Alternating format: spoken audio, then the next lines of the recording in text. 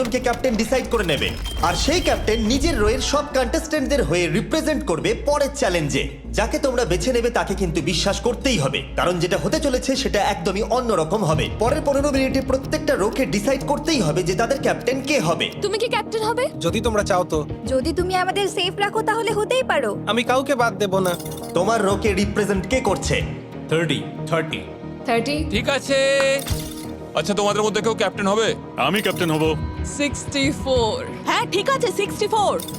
আপনার রোয়ের ক্যাপ্টেন কে হবে বলে মনে হয়? আমি সবার জন্য লড়াই করব আর আমিই জিতবো। যাই হোক, প্রতিটা রোয়ের ক্যাপ্টেন বেছে নেওয়া হয়ে গেছে। এবার এটা আরো ইন্টারেস্টিং হবে। এখানে একটা টেবিল আছে, এখানে যত ডলার রাখবো সেই অফার করা ডলার যদি কোনো ক্যাপ্টেন নিয়ে নেয় তাহলে সেই ক্যাপ্টেন আর তার পুরো রো এলিমিনেট হয়ে যাবে। আমার প্রথম অফার $1000। একদম নিও না 42। নেব না, চিন্তা নেই। $1000 জন্য আমার রোকে এলিমিনেট করব না। আমি রাজি নই। 14।